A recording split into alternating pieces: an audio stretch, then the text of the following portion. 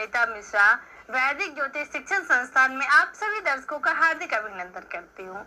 आज मैं आप सभी को कुंडली में बनने वाले शुभ योगों के बारे में विस्तार से जानकारी दूंगी कि कुंडली में शुभ योग का निर्माण कैसे होता है और इन शुभ योगों के बनने पर कुंडली में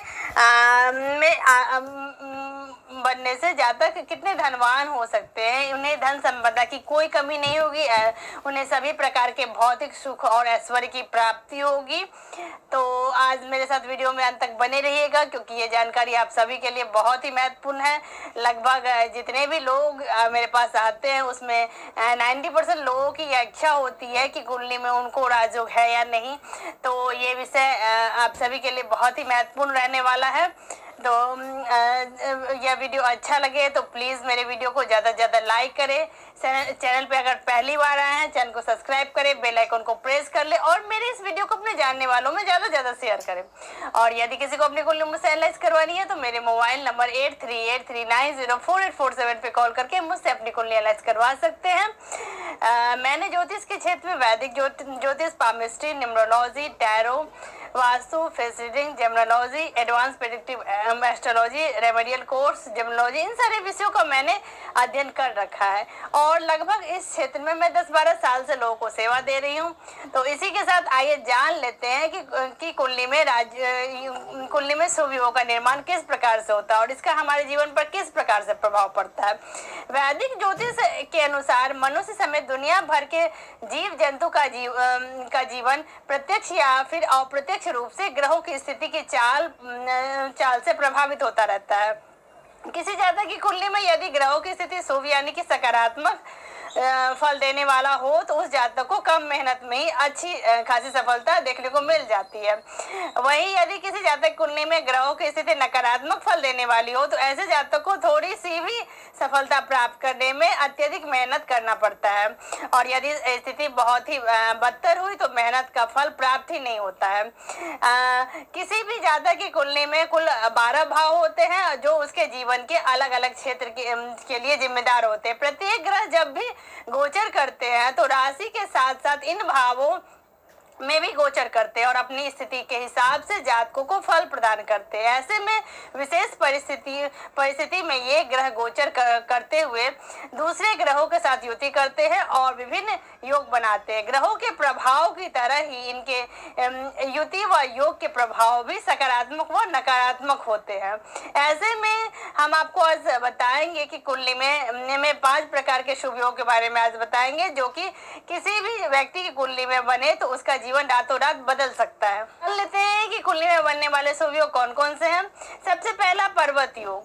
आइए जानते हैं कि पर्वत योग का निर्माण कुंडली में कैसे बनता है। पर्वत योग एक बहुत ही शुभ योग है। इस योग को किसी भी जातक की कुंडली में तीन तरीके से पहचाना जा सकता है। देखिए ये 3 तरीके किस प्रकार से है। यदि किसी जातक की कुंडली में उसके प्रथम भाव यानी कि लग्नेश अपनी उच्च राशि में या फिर खुद की राशि में स्थित हो और साथ ही के साथ केंद्र के भाव प्रथम, चतुर्थ, सप्तम और दसम भाव केंद्र के भाव होते हैं ये, या त्रिकोण भाव पंचम और नवम भाव त्रिकोण के भाव माने जाते हैं में स्थित होता तो पर्वत योग का निर्माण होता है।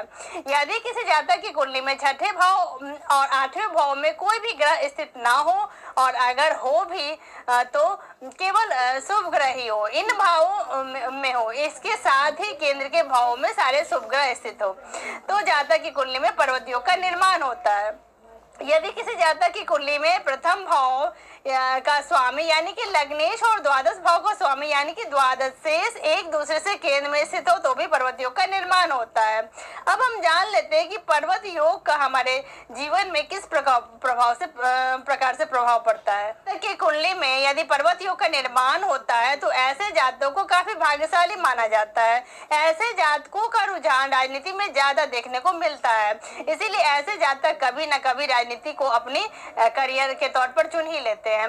इसीलिए ऐसे जातक इसमें सफलता भी प्राप्त कर लेते हैं। साथ के साथ राजनीति में उच्च पद जैसे कि मुख्यमंत्री आदि का पद का निर्माण पर्वत योग की वजह के कारण ही प्राप्त हो जाता है। ऐसे जातक अच्छे वक्ता और लेखक भी माने जाते हैं। जातक की कुंडली में पर्वत योग का निर्माण होता है, वे अधिकारों से परिपूर्ण, आर्थिक तौर पर संपन्न, समाज में यश व मान सम्मान और एक खुशहाल पारिवारिक जीवन प्राप्त होता है इन्हें। अब जान लेते हैं कि दूसरा शुभ योग कुंडली में कौन सा बनता है। पारिजात योग। आइए जानते हैं कि कुंडली में पारिजात योग का निर्माण कैसे होता है। किसी जातक के प्रथम भाव यानी कि लग्नेश जिस भाव में स्थित हो, उस भाव का स्वामी ग्रह या फिर उस राशि के नवम भाव का स्वामी यदि केंद्र के भाव प्रथम, चतुर्थ, सप्तम और दसम भाव या फिर त्रिकोण भाव पंचम और नवम भाव में स्थित हो तो पारिजात योग का निर्माण होता है। अब हम जान लेते हैं कि पारिजात योग का हमारे जीवन पर किस प्रकार से प्रभाव पड़ता है। वैदिक ज्योतिष में पारिजात योग को एक बेहद ही शुभ योग माना जाता है। जिस भी जातक की कुंडली में पारिजात योग का निर्माण होता है, ऐसे जातक जीवन में नित्य नई ऊंचाइयों को छूते हैं। हालांकि ऐसे जातकों को जीवन में सफलता देर से मिलती है, यानी कि ऐसे जातक अपना आधा जीवन व्यतीत करने के बाद यश, मान, प्रतिष्ठा, धन अर्जित करते हैं और सुखद जीवन व्यतीत करते हैं और बाद में यश, मान, सम्मान और धन की प्राप्ति नहीं होती है। पारिजात योग के साथ जन्म लेने वाले जातक स्वभाव से दयालु होते हैं। उनका झुकाव धर्म कर्म के तरफ ज्यादा देखने को मिलता है। साथ ही वे राजसी पशु जैसे हाथी, घोड़े, ऊंट आदि पालने के शौकीन होते हैं। इन्हें समाज में विशेष सम्मान प्राप्त होता है और इन जातकों से उच्च अधिकारी भी सम्मान पूर्वक, इनसे उच्च तबके के लोग भी सम्मान पूर्वक इनका समाज में मान सम्मान प्रतिष्ठा इनको देते हैं। शुभ योग धन योग है। अब आइए जान लेते हैं कि धन योग का निर्माण कुंडली में कैसे बनता है। किसी भी जातक की कुंडली में ग्रहों की विभिन्न स्थितियां धन योग का निर्माण करती है। आइए जानते हैं कि ये नियम कौन कौन से है। पहला नियम, यदि किसी जातक की कुंडली में प्रथम भाव का स्वामी यानी कि लग्नेश का द्वितीय भाव यानी कि धन भाव के स्वामी के साथ किसी भी तरह का संबंध स्थापित हो रहा हो तो यह स्थिति धन योग का निर्माण करती है कुंडली में। दूसरा नियम, यदि किसी जातक की कुंडली में द्वितीय भाव यानी कि धन भाव को स्वामी अष्टम भाव यानी कि आयु और मृत्यु के भाव में स्थित हो, तब इस स्थिति में भी धन योग का निर्माण होता है। हालांकि ऐसी स्थिति में जातक को कठिन परिश्रम के बाद धन की प्राप्ति होती है। यदि किसी जातक की कुंडली में प्रथम भाव का स्वामी यानी कि लग्नेश उसके दशम भाव यानी कि करियर व कर्म भाव में स्थित हो, तब धन योग का निर्माण होता है। ऐसी स्थिति में धन योग का निर्माण होने पर जातक अपने जीवन में अपने माता पिता से अधिक धन संपत्ति अर्जित करने में सफलता प्राप्त करता है। बुध ग्रह वाणिज्य और व्यवसाय के कारक ग्रह माने जाते हैं। ऐसे में बुध ग्रह किसी भी जातक की कुंडली में कर्क या फिर मेष राशि में स्थित हो तो धन योग का निर्माण होता है। ऐसे जातक अपने जीवन में काफी धनवान होते हैं। यदि किसी जातक की कुंडली के केंद्र भाव यानी कि प्रथम, चतुर्थ, सप्तम और दसम भाव में ग्रह स्थित हो तब धन योग का निर्माण होता है। ऐसे जातक अपने जीवन में काफी धन अर्जित करने में सफल रहते हैं और एक सुखी जीवन व्यतीत करते हैं। जातक की कुंडली में यदि व्यवसायिक कारक ग्रह बुध, आध्यात्मिक झुकाव के कारक ग्रह बृहस्पति देव और भोग विलास के कारक ग्रह शुक्र देव के साथ किसी भाव में युति करते तो ऐसे जातकों को धार्मिक क्रियाकलापों से धन की प्राप्ति होती है। कुंडली में पंचम भाव यानी कि संतान व शिक्षा के भाव का स्वामी यदि किसी जातक के दसम भाव यानी कि करियर व कर्म में स्थित हो तो ऐसे जातक को अपनी संतान से धन की प्राप्ति होती है। यदि किसी जातक की कुंडली के सप्तम भाव यानी कि कलत्र भाव में शनि, मंगल और राहु युति करते हैं तब भी धन योग का निर्माण होता है। ऐसे जातकों को कमीशन के माध्यम से धन की प्राप्ति होती है।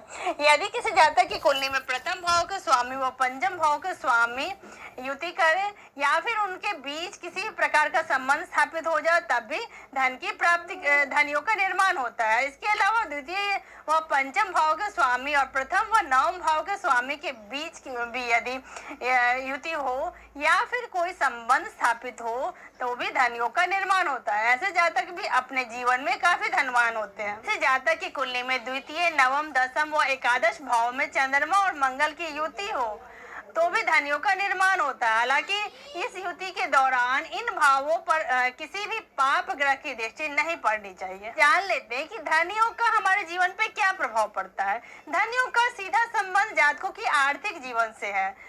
ऐसे में यदि किसी जातक की कुंडली में धन योग का निर्माण होता है तो उस जातक को आर्थिक लाभ होने की प्रबल संभावना बनी रहती है। साथ ही ऐसे जातकों का सामाजिक जीवन भी सुखद रहता है और समाज के सभी वर्ग के लोग उनका सम्मान करते हैं। पारिवारिक जीवन में भी समस्याएं ना के बराबर देखने को मिलती है ऐसे जातकों को। इसके अलावा ऐसे जातकों को कर्ज व उधार लेने जैसी आर्थिक समस्याओं का सामना नहीं करना पड़ता है। अगला शुभ योग है महालक्ष्मी योग। आइए जानते हैं कि महालक्ष्मी योग कुंडली में का निर्माण कुंडली में कैसे होता है। यदि किसी जातक की कुंडली में चंद्रमा और मंगल एक ही भाव में विराजमान होकर युति करते हैं तब महालक्ष्मी योग का निर्माण होता है। साथ ही द्वितीय भाव यानी कि धन भाव का स्वामी एकादश भाव यानी कि लाभ भाव में विराजमान हो तो इसके साथ साथ किसी शुभ ग्रह की दृष्टि जातक के द्वितीय भाव यानी कि धन भाव पर पड़ रही हो तब भी महालक्ष्मी योग का निर्माण होता है कुंडली में। जान लेते हैं कि महालक्ष्मी योग का जीवन पर क्या प्रभाव पड़ता है जातकों के ऊपर। महालक्ष्मी योग को वैदिक ज्योतिष में एक बेहद ही शुभ योग माना गया है। महालक्ष्मी योग के निर्माण से जातकों के जीवन में चमत्कारिक बदलाव देखने को मिलते हैं। ऐसे जातक आर्थिक तौर पर संपन्न होते हैं। नौकरी पेशा जातकों के लिए यह योग करियर को प्रगति देने का कार्य करता है। वही व्यापारी जातकों की कुंडली में इस योग का निर्माण होने से उन्हें व्यापार में दिन दुगना रात चौगुना की तरक्की देखने को मिलती है। यह योग जातकों के जीवन में संपन्न समृद्धि और भोग विलास से युक्त बनाता है। अगला शुभ योग है अम्ला योग। अब जानते हैं कि अम्ला योग का निर्माण कुंडली में कैसे होता है। ये जानते हैं यदि किसी जातक की कुंडली में चंद्रमा के स्थान से 10वें स्थान पर कोई शुभ ग्रह जैसे कि शुक्र बुध या बृहस्पति विराजमान हो और साथ ही उस पर किसी शुभ ग्रह की दृष्टि भी पड़ रही हो तो अम्ला योग का निर्माण होता है। जानते हैं कि अम्ला योग का जीवन के ऊपर क्या प्रभाव पड़ता है। जिन जातकों की कुंडली में अम्ला योग का निर्माण होता है ऐसे जातकों को जीवन में धन की कभी भी कमी देखने को नहीं मिलती। ये जातक प्रखर वक्ता और काफी परोपकारी होते हैं।